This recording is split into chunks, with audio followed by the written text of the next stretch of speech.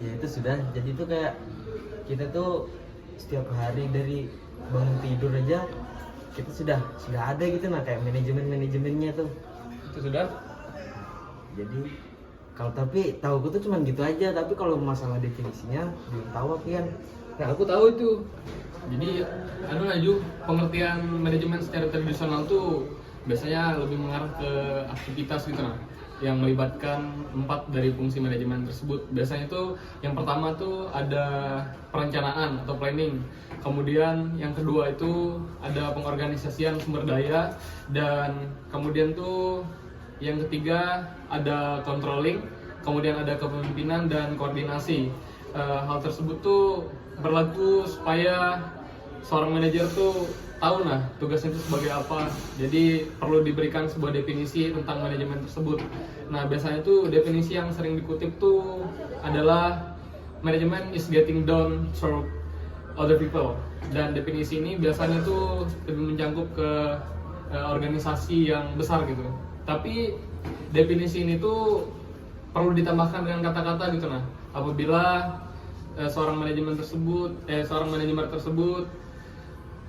merasa dia punya tanggung jawab gitu nah, untuk memahami tugasnya sebagai seorang pemimpin.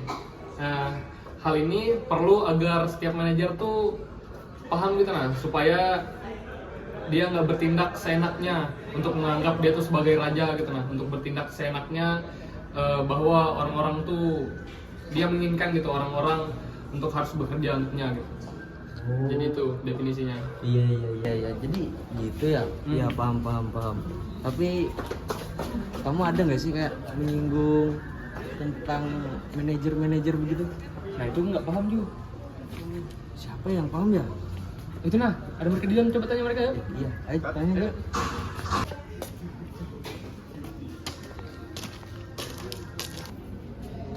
Ini kan, tadi itu kan kami belajar tentang manajemen dalam kelas. Nah, kalian sudah belum belajar tentang itu. Kamu udah tuh paham tentang definisi manajemennya, tapi tentang manajernya itu kamu udah nggak paham. Kalian udah paham nggak? Paham nggak kalian? Oh, manajer.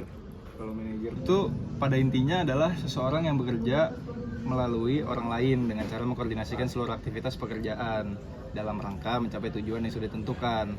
Nah, manajer itu dibagi menjadi 3, yaitu paling tinggi adalah manajer puncak atau top manager. Yang kedua ada manajer level tengah, middle manager.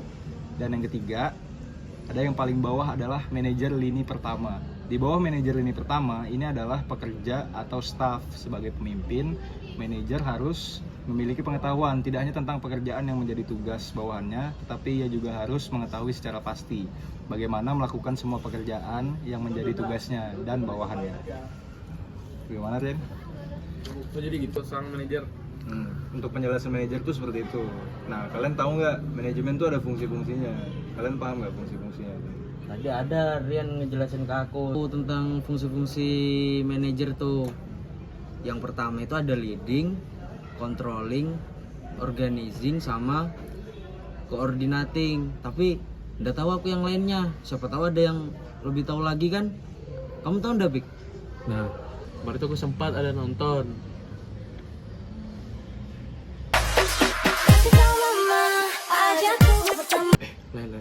Bentar. 4 fungsi-fungsi manajemen. Yang pertama, planning atau disebut dengan istilah perencanaan, itu menyangkut dengan strategi bagaimana.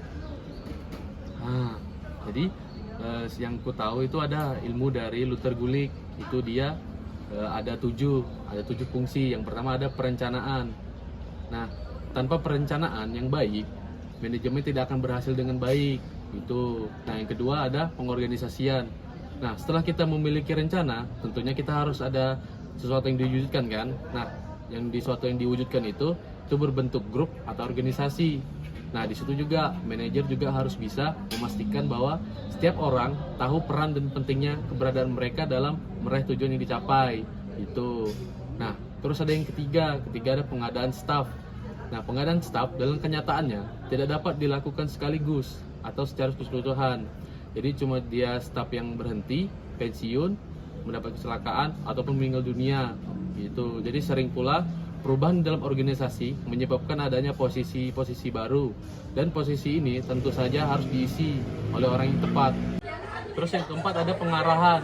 Nah, pengarahan ini jadi manajer juga harus dapat mengarahkan bawahannya untuk berperan sesuai tugas-tugasnya.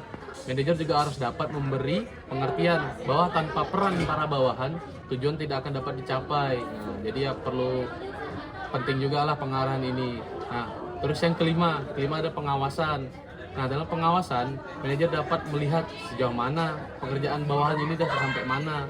Nah, jadi ya harus tahu apa yang telah terjadi agar dapat melangkah lebih lanjut atau melakukan perbaikan maupun perubahan dalam organisasi apabila dapat penyimpangan dari pola yang telah ditentukan.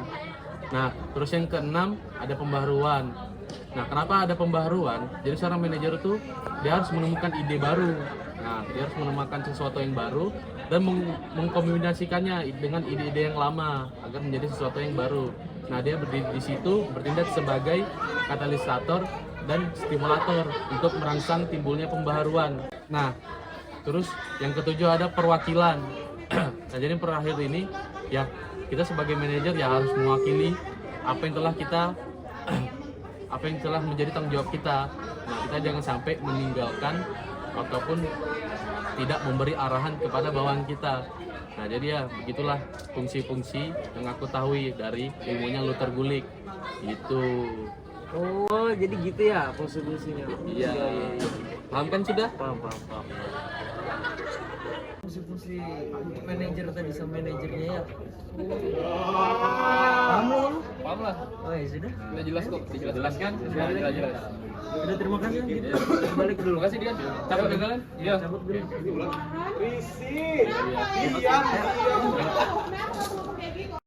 It's been a long day without you, my friend, and I'll tell you all about it when I see you again. We've come a long way from where we began. Oh, I'll tell you all about it when I see you